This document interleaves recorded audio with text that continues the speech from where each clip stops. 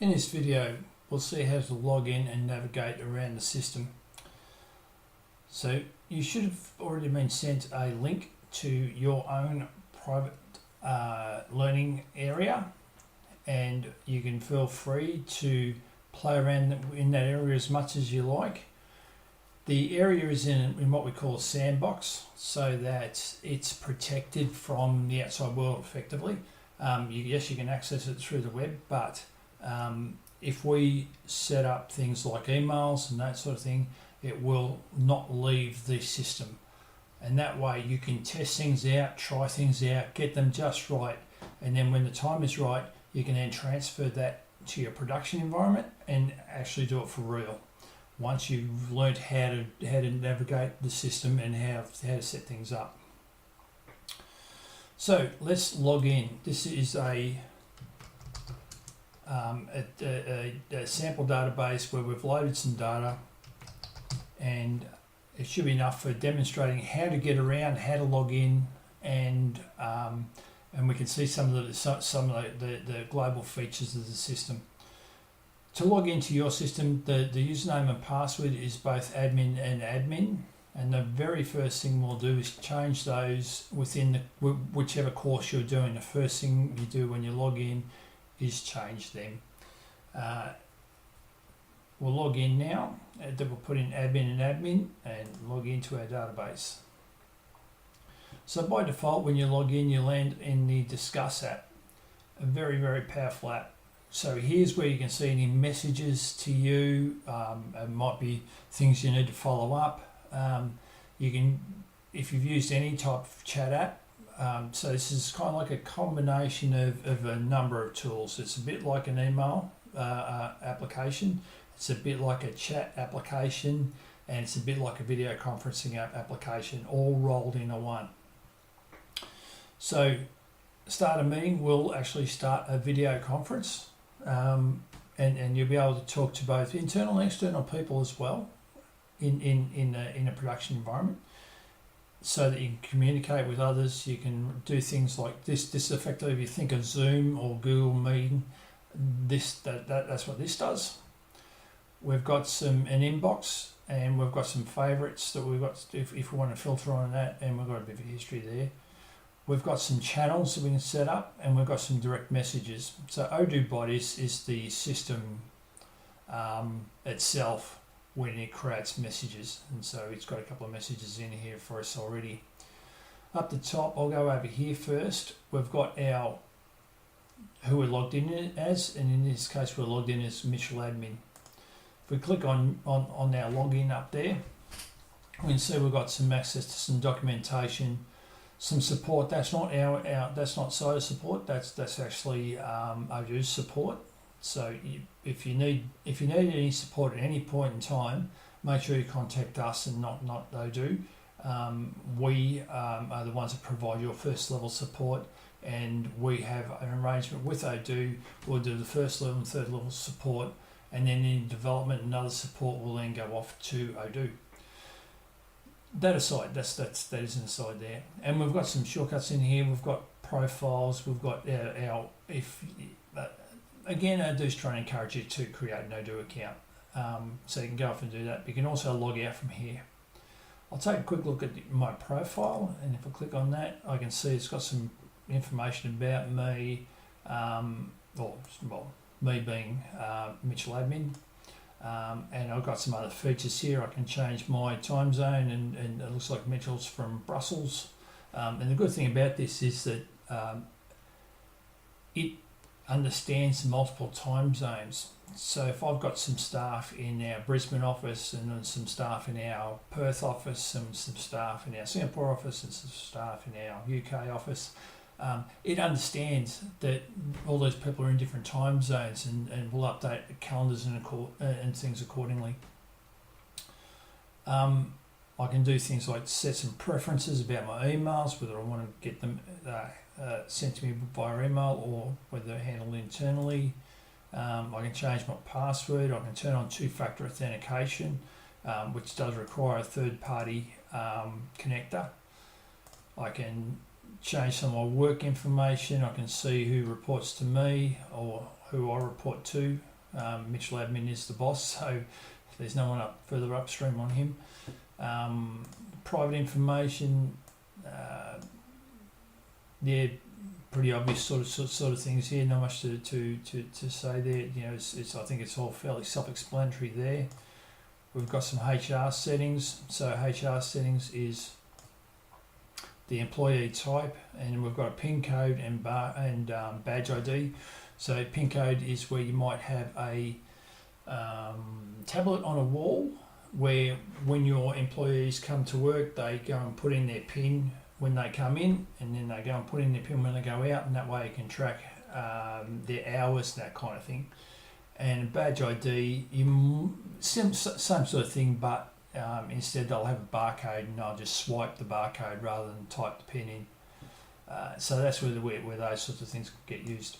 I can see the hours last month and some other information there, but I'm not going to go into a lot of these right now, because we're going to cover most of this in a course, and this video is really about the navigation side of things, not the content. I do have some buttons up the top here. Anything that's in this highlighted purple button is the obvious next action, and so there might be one or two or three of these even that's typically the next activity you do after you're doing whatever you're doing. Then you might have some grey ones like this action one where it's available, but it's not typically the next thing you do. So the action isn't normally what you would do next. Normally what you do is edit this information and correct it if need be. But if I click edit, I don't think there's any surprise there. It'll let me edit these, and I can discard those changes. Action though, if I click on action, you'll see that there's a number of options for me here. I can change a password, I can assign a task, I can disable two-factor authentication, or I can set a password reset information or an instruction. So that's quite handy. That way you can let users manage their own passwords by sending them a reset information. You don't need to reset on their behalf. That being said, yes, we can. We can actually reset someone's password if they've got themselves stuck and they can't get to email. Then yes, we can actually change it. We'll look at that a bit later on. So that's the my profile part. Over here we've got companies. Now we're in this case we've loaded the demo data, so it's got a company that's in San Francisco, another one that's in Chicago, and because we're in Australia, it's also put in the Australian company. So if we need to switch companies, we can do that from here. If my user account only has access to one company, then I won't even see this at all. I'll always just log in. Let's say I'm a member of the Chicago company, then I won't see San Francisco, but I can see some other companies because I am Mitchell Admin, who has access to everything. As we move across, these are activities. So any activities that I need to follow up on, I've got some purchase orders I need to go and check out. I've got some leads I've got to go and check out. And activities are really, really helpful to be able to keep on track of all the bits and pieces you need to do. And we'll see how we can set up some activities later on. We've also got a chat. So this is available wherever you are. So no matter where you are in the system, you can see it. You don't need to continually jump back to discuss to have conversations. You can actually have a conversation from wherever you are in the system. Just by clicking on this and then clicking in new message, and it brings up this dialogue box. I can then go and chat to anybody I like through this chat facility, and then when I'm finished with it, I can close it off, but I'll still have my shortcut to it. And as we're moving across, now we're getting to the label. This is the label of the app I'm in at the moment, which is called Discuss, and there's no sub menus here, otherwise they'd be listed across here.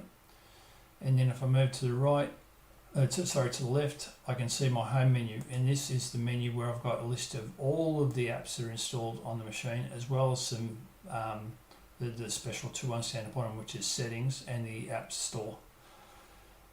This is the local app store. There's also be aware that there is a global app store, that has something like 40,000 odd apps that you can install on your system. Some are paid for apps, some are free. But if you're looking for a particular feature, chances are someone's already written the app. Then it's just a matter of going and finding it, and then we can install that for you. The rest of these, though, are applications that are loaded into the system already, and this is just for demonstration purposes, but these are some of the community apps that are installed. So let's start our journey through this. We'll start off with the settings and the apps first, and then we'll work through some of these applications later on. So we go to settings. This is global settings. This is where I can configure things like my company name. I can manage my internal users here. You'll notice that there's only 2 internal users here. However, there are a number of employees in this company. I can change languages here, so add multiple languages, and there is the ability to translate between different languages. So it's very easy to communicate with someone that's in a different language. The system has all of the translations, we'll call it, installed, so it'll automatically do the translations for you. I'm guessing that's probably not going to be all that relevant in our situation, but it's good to know it can do it. We can configure a documentation layout so the document always looks consistent and it's got a nice look and feel for it. No matter whether you're creating an invoice or a purchase order or what, it's always got the same logos, all those sorts of things. It's got the nice consistent layout. Units of measure can be changed here. These are all just global general settings that we're looking at here. When we send digest for information out of Odoo, whether we want to buy SMS credits or not. Partner complete. So if we've got a contact, we can use Partner Complete to go and look up that contact and potentially fill in a lot more of the details if we don't have them. Can be quite handy with CRMs and that sort of thing. If let's say you've only got an email address, then a Partner Autocomplete can go and fill in the rest of the details. So there is that facility within the CRM as well as for the contacts. Permissions, mail plugins, so all the integrations, so all the plugins you can get to Google Drive and spreadsheets and Outlook and Google and Useplash. If you get some free images, if you go and register with Useplash and get an access key, then you put the access key in here, and then you can have whatever images you like on your website from Useplash. It's a great free resource you can use. If you want to use reCAPTCHA, you can add that there, and the geolocation stuff is really handy for knowing where your partners are. The reason or the place where that's really handy is in things like the field services application. You might have your technicians going out to different locations, and you need to know where those locations are. So the techie can open up his or her phone, click and say, okay, here's my next stop, and it will automatically draw the route that they've got to take to get to that next location. So this is the general settings. We've also got settings for individual apps, and some of these are common to multiple apps. So if I turn on, let's say, units of measure, for example, I know that's used in purchasing and inventory. So it's common if I turn on here, I'll actually turn on for the other two as well. So it's not necessarily strictly to this app, but typically you say, okay, this is what I need to use within this app. You may not have purchasing and inventory installed, and therefore it still needs to be here. I can go through some of these, but it would take us quite some time to get through them all, and what we'll do is throughout the course, when it is the right time to talk about some of these general settings, that's when we'll break into it, and then we'll we'll talk about what it is and how we use it. Price lists, for example, on the retail outlet, and also in e-commerce, we use price lists as examples. We can set up price lists which are just basic ones, or we can set up very advanced ones with discounts and formulas and so forth. So it really makes it quite flexible. How we would like to do our quotations, whether we want to use certain templates, customer addresses. This is where we can specify if a customer's got multiple addresses. So the customer might be at one address, but the invoice needs to get sent to, let's say, a finance company. Let's say we sell boats. The boat might be bought by a customer who has an address, but the invoice needs to be sent to the finance company who's paying for the boat, and then the boat needs to be delivered to the dock because that's where boats go. So you've got the three different addresses in there. So that's what customer addresses are all about. So these options, as I said, we'll go through them when it's relevant during the course and in the context of the course, but just be aware that there's lots and lots of settings here we can turn on and off. So different shipping methods, whether we would use UPS, DHL and others ones, and there are add-ons for Australia Post and some of our local shipping providers, so we can add those in as well. How our invoicing is done. So these are all in context of how do we sell our products and how do we get our products into our customers' hands. Likewise, purchases is how do we get our products in the first place, and so bill control, whether it's we can have bills based on only on the price we receive or on the amounts we order, and they're not always the same thing. So we might order 10 of a product, but we only receive 9. Do we want to pay for the whole 10, or do we only want to pay for what we receive? So that's the context of that.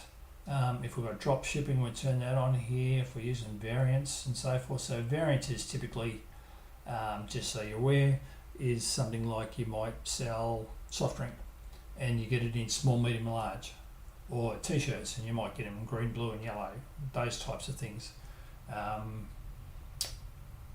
Yeah, we'll talk about that when we come up to it in the course. Inventory, we can do things like turn on, if we're in enterprise, we could use the quality to make sure that our stock is correct and that what can we say, that when we receive the goods, that we measure it and we may need to take a photo of it, and we may need to do some other bits and pieces about quality, but that's definitely out of scope because that's actually an enterprise module anyway. So we won't be covering it in these courses, and there is a whole stack of training already available for enterprise.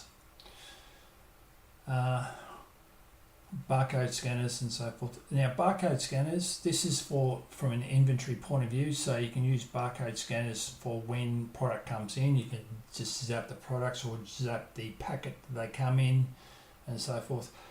When we're using point of sale, there's a built-in barcode scanner with that. So by installing the point of sale software, you automatically get the ability to be able to scan barcodes from that point of view. So it's just slightly different. Picking policies, all that sorts of things. I'll skip over that. Manufacturing, whether we're using work orders and subcontracting, and whether we're going to allow our staff to unlock manufacturing orders. There's a whole course on the manufacturing, quite an extensive one that we're putting together at the moment. It should be released shortly.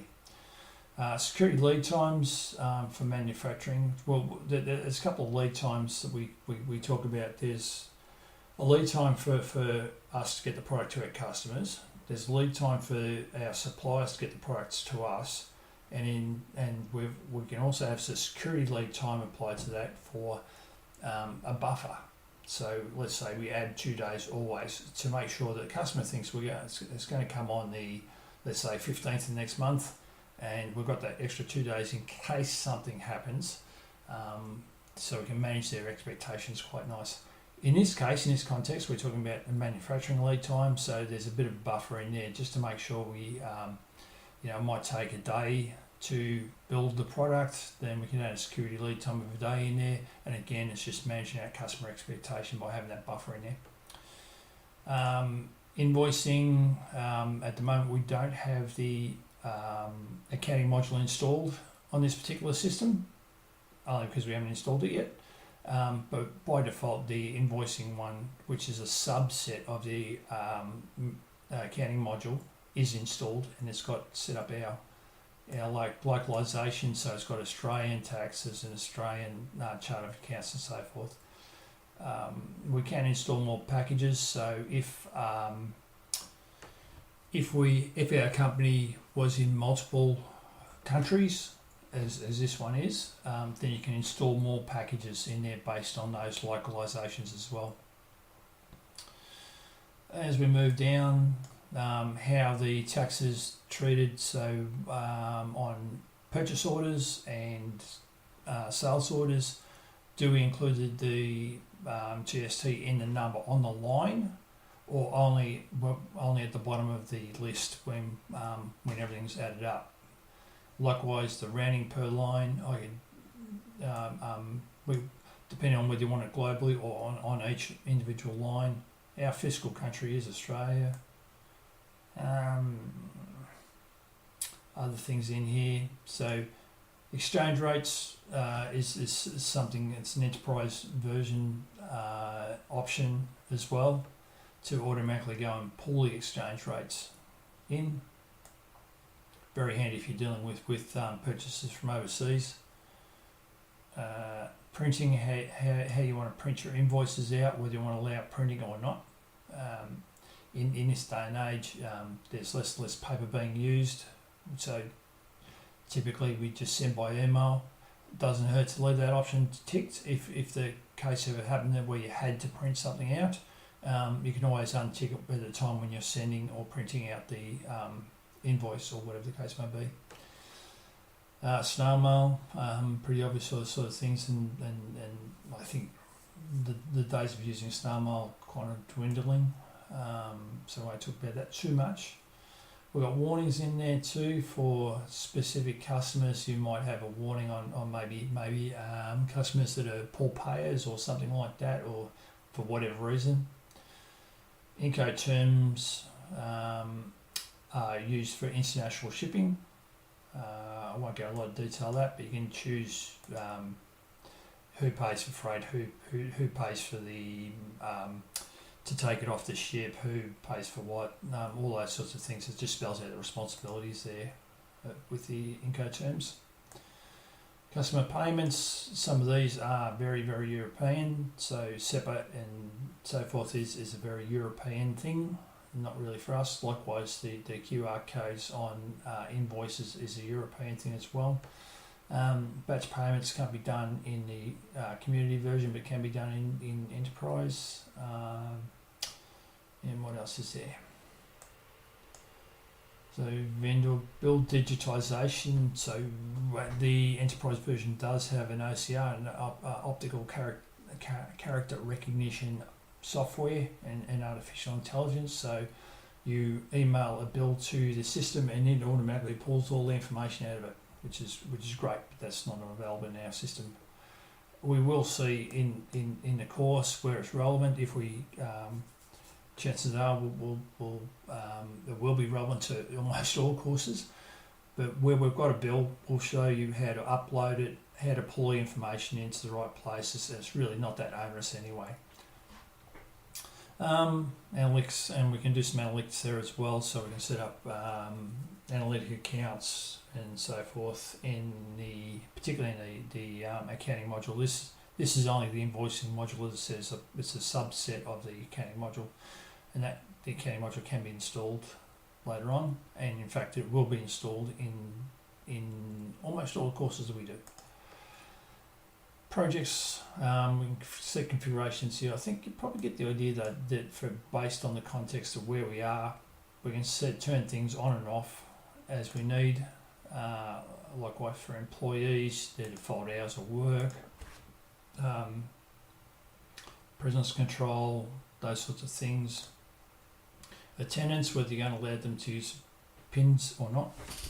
I already mentioned this earlier.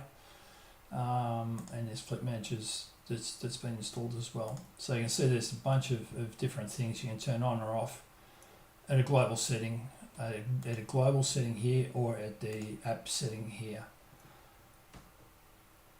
So that's it for the settings. The next thing we'll look at is the apps.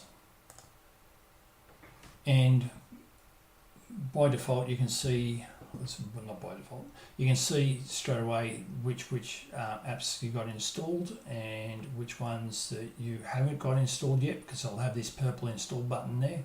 So you can install that without any problems at all. These ones that say upgrade is the ones you can't install because they're an enterprise version module. And so there are a couple of those in the system as well. But all these other purple ones, you can absolutely install those. There's nothing stopping you doing that. There's a full accounting kit we normally install and will be installed for your course as you go through it. As I said, this is just for demonstration purposes and navigation. It's not really about the applications as such. So we've got 65 modules here. 65 applications here. An application is a special module. An application is one that we interact with, us humans interact with. But we've also got modules that we don't interact with but add extra features to the system. So by default, we've got this, what we call a filter turned on, which is just apps. And you'll notice there's 65 of them. If we remove this filter, then you'll notice I've got 473 modules now. So modules are, as I said, add lots of capability, and some of those capabilities are considered applications. So we'll turn the apps back on. And now we're back to the 65 of them. What we've also got too is with these, this is a very powerful box that you have at the top of almost every application has, and page you go to has something very similar to this. It's very very handy. We can, as I said, we can apply filters or take them off. We can start typing in. And in this case, it'll look for, by default, it'll look for a module called field, or has field in the name. But if I choose, I can actually do by category. This little list will change based on where you are and what is relevant to that particular situation. So sometimes it'll just have one or two things here. Otherwise, other times it'll have 10 different things you can pick from here. Very powerful that you can go and pick exactly what you want. So I'm going to go and pick from modules, and I can see that I've got, this is an application, it's an enterprise application. It's got the, I think that's teal, I think that colour. Upgrade button. These are modules that I can install here because they're purple, and it's got the install button there. So of these are modules, this is an application, and I know that because if I turn application on, they disappear. If I turn it off, they reappear because I'm looking at everything. So I know that that's an app, and these are modules. As I say, an app is a special kind of module. The other things I can do here is I can remove all filters, and it brings me back out to the all list. And I can do some pre-configured searches here, or filters here, so I can see what's installed. And now I've got a list of all the installed apps that are on the system. And if I if I have that filter on and I put the apps filter on as well, I can see the applications I have installed. So the order doesn't really matter about the filters, because it's still doing the same filtering. So apps, there's 665. The installed apps now is 18. There's 18 installed apps. Some of the other things I can do here too is I'll turn that off again, and sometimes what you're looking for is not in this list of filters. So you can add a custom list of filters. This custom list, again, this list will change based on where you are, but if you're looking for certain, this will be a list of all the filters that you can search on, and that's why the context will change based on where you are. If I was looking at invoices, it would be different to if I was looking at customers, for example. So what I can do here is I'll do let's say I just want to see the enterprise apps. So I want to see the enterprise, I do enterprise modules, which is true. So the ones that are enterprise versions, and I'll apply that filter, and now I've got a list of just the enterprise version ones. And now that that filter is applied, I can leave that filter on or I can take it off. And what I'll do is I'll create a very similar one where the enterprise version is false and apply that one. So now I've got 74 apps I can install that are not the enterprise version ones. So some of these are apps where supporting apps, let's call them. So if I look at this list, I can go through and see these are genuine apps that I use. I can install a website, I can install point of sale, I can install e-commerce if I want. These other ones that they're already installed. If I shoot down the bottom, I've got some payment acquirer apps, and this can be quite handy. So if I want to get paid via PayPal, I can install that app and then do the connectors to PayPal, or Stripe. I can do the same thing. Some of these other ones probably less used in Australia, but Stripe and PayPal are fairly common as payment acquirers. Adyen is a payment acquirer I can install, and then they make a series of payment terminals that you might see on the counter when you go and order or use point of sale, and that way people can zap their card, and that is the module you would install to make that happen. So there's a range of things. So it's really, I'm really talking about these filters now, but those little sidetrack. So I can combine these by ticking them. I can combine the filters together, or untick them to remove them. And now there's no filters on there at all. So I'll go back to my 473. I can also do things by group these by, and we've already got the category list in this particular view already set up here, so I don't really need to do that. But I will show you that in a second. The next one I'll show you is favourites. So here, if I've gone and set up my filters, I can then add that as a favourite. So rather than having to set up those filters every single time, I can add them as a favourite, and then come in here and then apply those filters based on my favourites. One of those favourites is going to set as my default though, so that can be really handy, so that every time I come in, that filtering is applied straight away. And that's really useful. I can also share that with other users as well if I'm feeling generous. And because I've got the dashboard module installed, I can actually add this to the dashboard as well, and that can really bring everything together in a single dashboard. The next thing we'll look at, and I'll then come back to group by, but is these views. So I'm on one of 80 now. If I click right, I'm now between 80 and 160. So by default, 80 is the maximum number of items you see on most pages. I can click in here and go and change that number. So I can change that to 473, and then it will show me all of the modules. Or I can go and change it to 40. And so that can be, and then you'll be able to page through them based on what those numbers are. That can be useful. But one of the other things we can do is change this view from the Kanban, where we're looking at these tiles, to list view. And list view can be quite useful. You can see lots more information in here. You can even see the version numbers in this particular case. I can do things like select multiples. So I might want to pick these two, and then I want to install those apps. So I can install them just by clicking that one button. Tick, tick, install, and I'm done. Otherwise, I'll be out on the other page on the tab and install one, then I have to go and install the other. I can print to the technical guides in this case.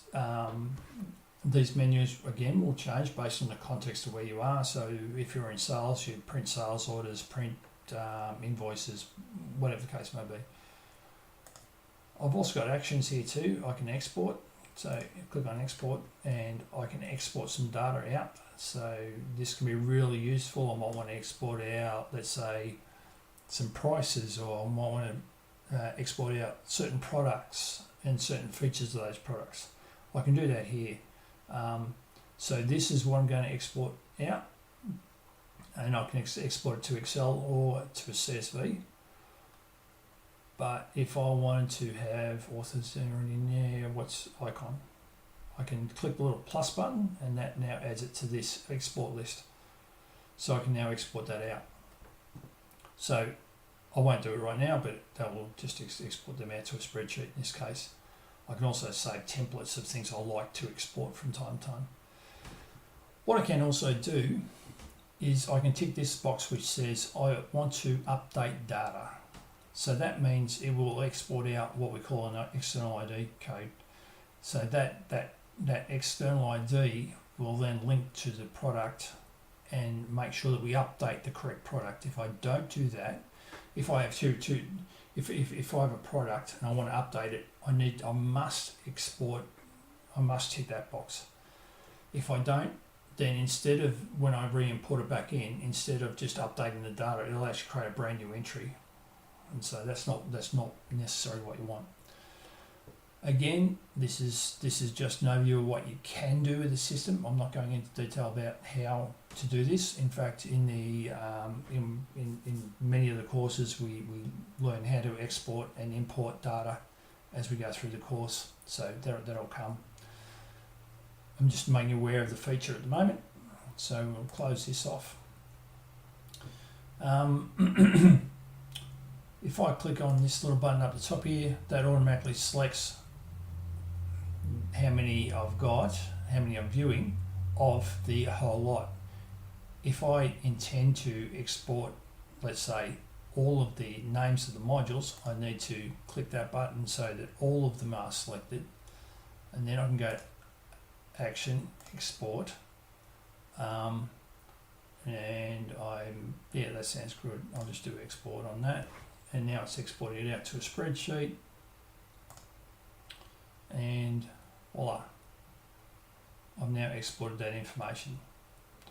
Now, because I didn't export it with the ID, I really shouldn't export it back in if I want to overwrite some of the information. If I want to create brand new information, that'd be fine.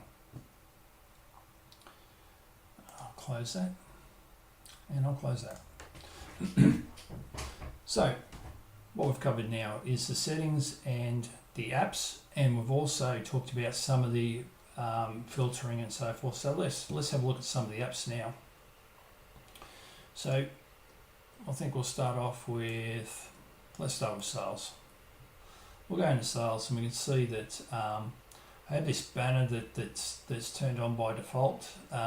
When you first install the system, you get this banner here, and it just allows you a quick way to go and update your company details. It just helps you get started quickly, really. So you can do that, update your company details from the configuration and settings, or from going through and going down to settings here. Either way, but this just provides a convenient link for you. So once you've done your company detail and you've done your quote layout and you've done your confirmation and you've created your first sample quote, you can then remove this banner altogether. In fact, you could do this. You can remove this banner right now, and it prompts you to say, "Hey, you're going to remove this." Yep, that's okay. It doesn't really matter because there's as always, there are a number of ways of doing things, and as I mentioned, we can go through the settings and update all those features anyway. So now, this is the landing page for sales, and I can see there's some sales in here. I can see there's some activities that are going on. So some of these have been assigned to Mitchell Admin. He's got to go and get some quote confirmations and things in there. If I open up one of these, I can see that this is a sales order. It starts with an S, and I'm in sales, and it's a confirmed sales order. So I can see that from over here that it's gone from a quotation sent to a sales order, so the customer's agreed to buy it. The customer can also log in through the website to see this sales order as well, and they can confirm that sales order through the website, so that they can really reduce the amount of toing and froing, and they can actually sign for it at the time if they've got a touchpad or similar, or if they've got their signature on file, then they can apply that, so you've got a confirmation that they do agree to purchase. So from here I can see a list of who it's for and their addresses and what the order date was and the price list was applied to it. Down the bottom I can see all of the items that's on this particular sales order. I can see that none have been delivered yet, but I can see what's been ordered, and I can see the price down the bottom here. And in the chatter I can see that there is a task there for Mitchell Admin to go and check the delivery requirements. So that's something that's been scheduled for Mitchell Admin. He can then go in and mark this as done, and maybe start a next action or edit it and so forth. So that's where this powerful tool, which is the chatter, really comes into play. From here I can do print the quotation, and rather than going to a printer I've got to go into PDF so that we can see it on the screen, and we can see what that looks like, and this is what will go to the customer. So we haven't really set up the templates yet, so it doesn't have the logo, that sort of thing, but you get the idea. We've also got some actions here where we can generate a payment link so that they can pay online. One of the power things we can do too is duplicate this, so rather than fill all this stuff in again, we can just duplicate it and change the customer, or duplicate it and make the appropriate changes. We can share it, and we can mark it as sent as well. We can cancel it from here, or we can send it via email, and from here we can create an invoice. So when we create an invoice, that's the first time that we actually hit the accounting module. The other things we do here is we go back to the dashboard. We've got menus here where we can go and see the various things. We can see our sales team and our customers and current quotations, which is what we're looking at right now.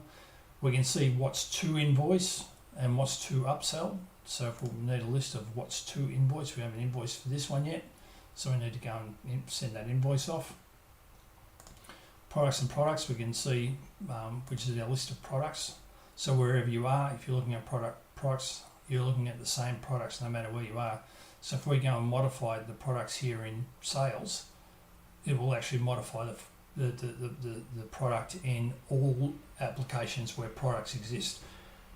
Mainly because we want to have it consistent. If we update a price here, let's say we increase the price of this particular product, we want to make sure that regardless of where we're at, that increased value has been reflected in all the other applications. Once we create a sales order though, that price for that particular sales order is fixed, and so changing this then won't change that sales order. Won't do it after the event. So it's really for all future sales orders. Price lists I can get from here as well. So if we've got any special price lists that apply to, in this case, it's maybe US people and Australian people. They might have different price lists. I can see reporting, and I can go in my configuration here too, where I can manage my sales team and manage tags and so forth. So there's lots of options here. In the reporting, if I want to do my sales report, I can see how my sales have been progressing. there's obviously hasn't been a lot of activity in this demonstration data until right now when something happened.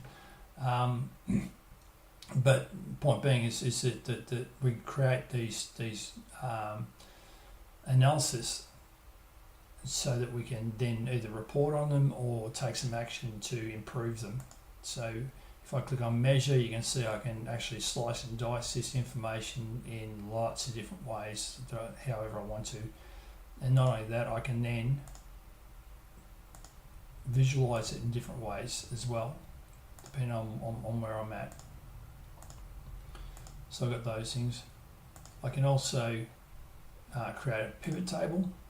So if I want to export this to Excel and then have a look at in the pivot table, I can then go and maybe I want to do June and where I know the customer is in there, and July I can expand those out because I've now got customer in there as well. So really what you can do here is break it down and break down your pivot tables and things so you can really get to a feel for what's going on with your sales. So these sorts of things are common in many of the apps, depending on where you're at and what the context is. So I can go to inventory, for example. I can see that I've got 4 receipts coming. So a receipt is incoming delivery. So I'm using that word in the sense that if I've got a supplier sending me goods, they're delivering the goods, but I'm receiving the goods. So it's my receipts. It's their delivery, my receipts. So you can think of this as this is incoming and our deliveries are outgoing. Incoming, outgoing. So if I click on that, I can see that there's 4 incoming things that maybe at some point, either today, tomorrow, or whenever, a truck will turn up with some stuff on it that we've bought. And then when we're deliveries, is things that we need to ship out to our customers. So typically what a store person would do is come in the morning, they go and look at, right, what do I need to get out? Make sure to keep my customers happy. What do I need to do? What's scheduled for today? What do I need to get out today?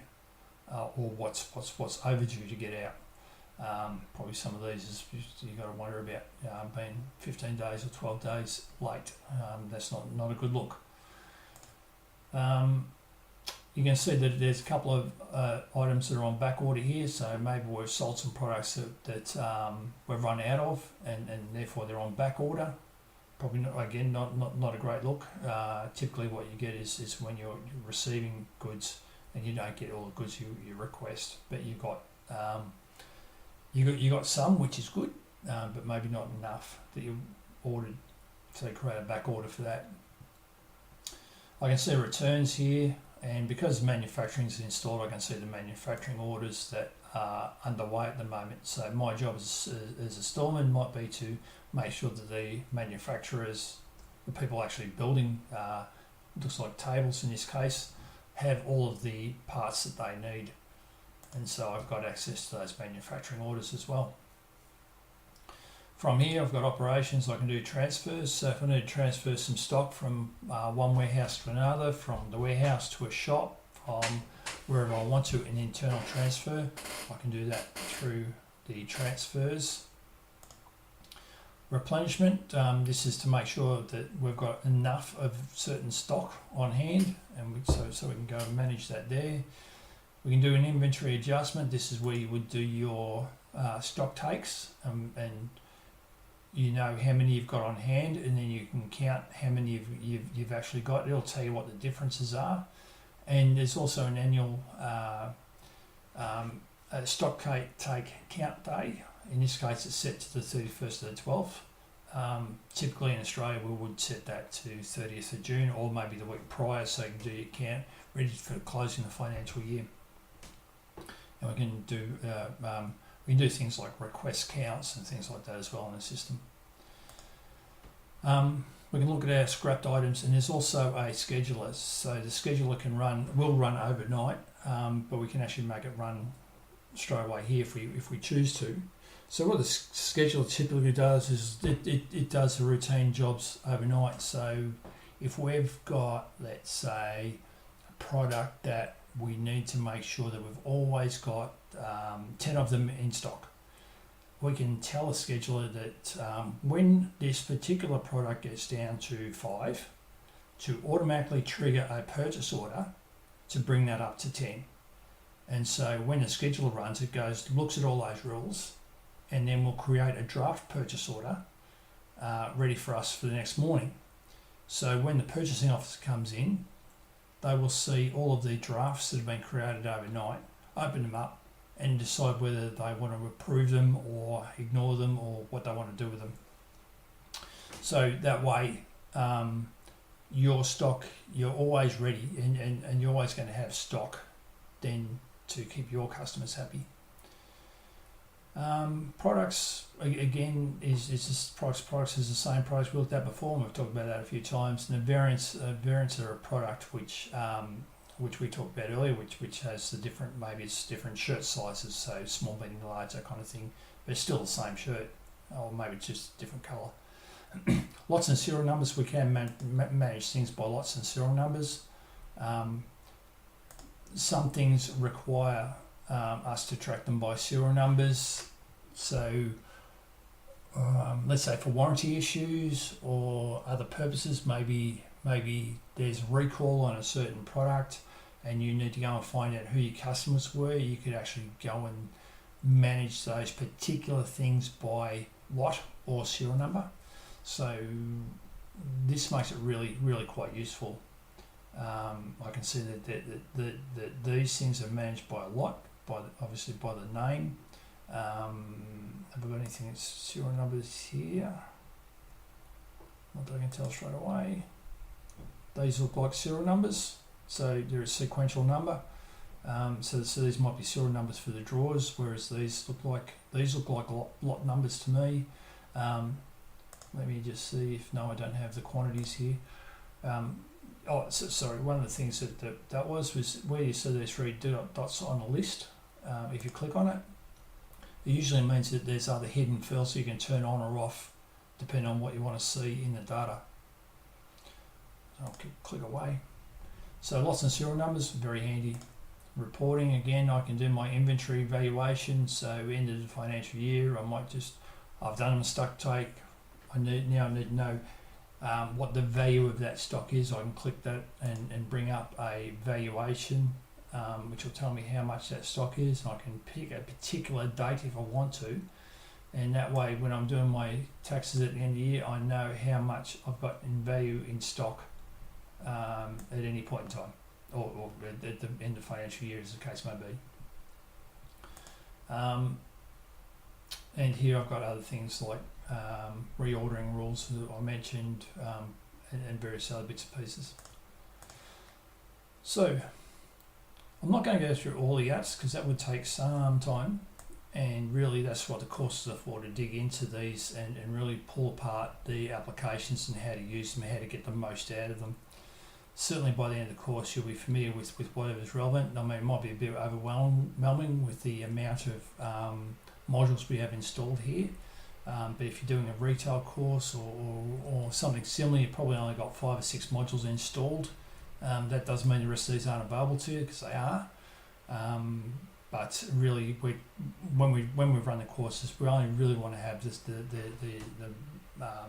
modules that are relevant to that course installed, so you don't get overwhelmed with all the other bits and pieces and distracted, basically. So let's go back to the discuss, which is our landing page, and there's no message. I don't have any messages here have arrived in the last hour or so. So I think that's might be where we wrap up this introduction or navigation of the system, and we look forward to seeing you in the course. The last thing I will do is log out, and I will see you in the course.